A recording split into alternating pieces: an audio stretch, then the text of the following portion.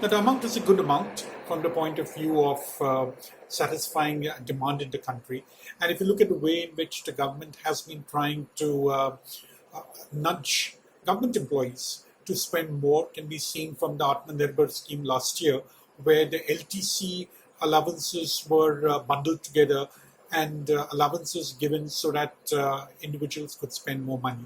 So today we are talking of 34,000 crores. It's a good amount. And even if we assume around 80% of that is spent, that itself will mean around close to around 28,000 crores of money is there for spending. Now, this is coming at the right time because it's going to come with arrears being paid. And this also means that during the festival season, that starts from around September and goes up to December, there could be more discretionary spending coming from government employees.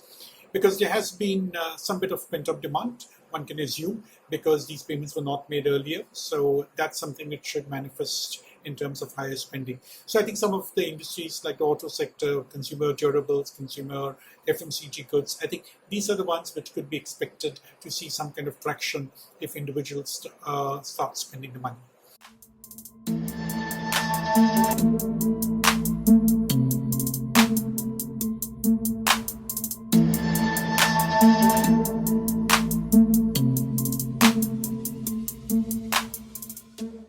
Now, if we go back and look at economic history as to how such increases in allowances or salaries have had an impact on consumption, we do find that it has positive spillovers on private urban discretionary consumption.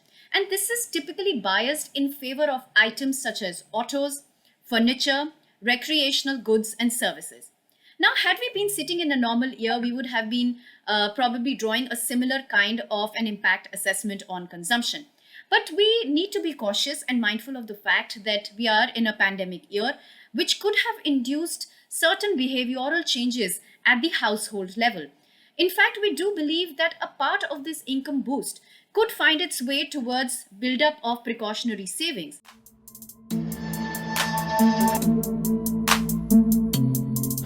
The increase in Dearness Allowance and Dearness Relief would have normally been cheered by the markets as a trigger for consumption, both FMCG as well as white goods and automobiles.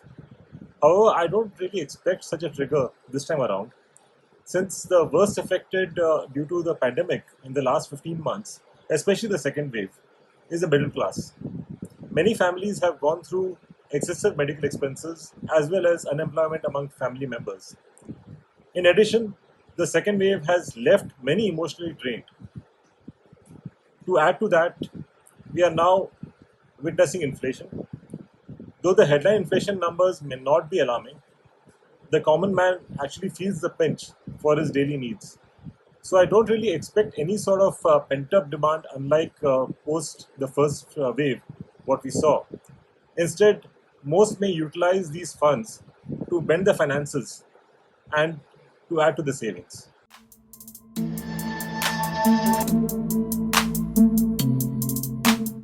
From an inflation perspective, we do believe that such a measure could have a marginal but a transitory impact on prices.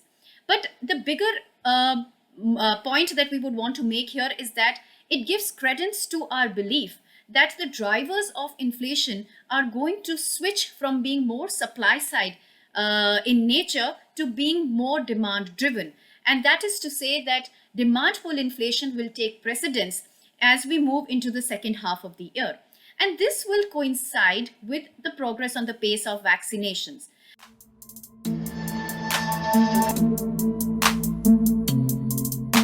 Our own estimates suggest that if India is able to clock a daily average pace of vaccinations at about 6 million doses, given that we have allowed imports of foreign vaccines and our domestic production capacities will get ramped up shortly, we could inoculate close to about 60% of our population with a single dose by the end of the year.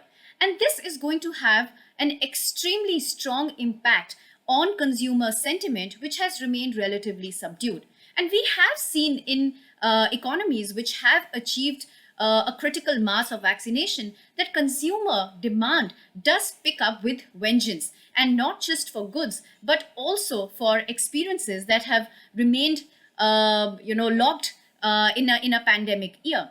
So all these factors put together make us believe that consumption recovery will and can probably look more solid as we edge towards the end of this calendar year.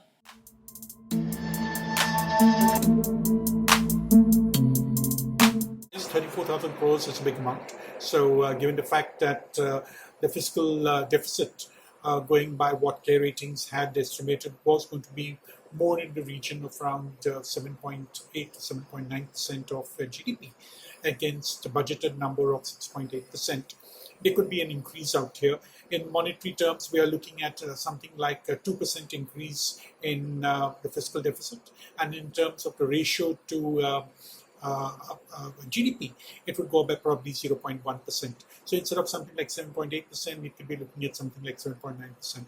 So I don't think that's a big issue in terms of absorption of this additional 34,000 crores. But we should keep in mind that once the DA is increased, it's not something which can be reversed. And therefore, this particular amount will be added to the system every year, which means that the government has to make provision in terms of payments to its employees as well as to the pensioners in subsequent years too, which I don't think is a bad thing, because given the fact that the economy has not been able to generate enough jobs, we have not seen incomes increasing across the spectrum. I think some kind of push being given by the central government would be useful. One can also hope that the states would follow suit in some manner or the other, and therefore put everything together. There could be some kind of an impetus given on the fiscal side to bring about higher consumer spending.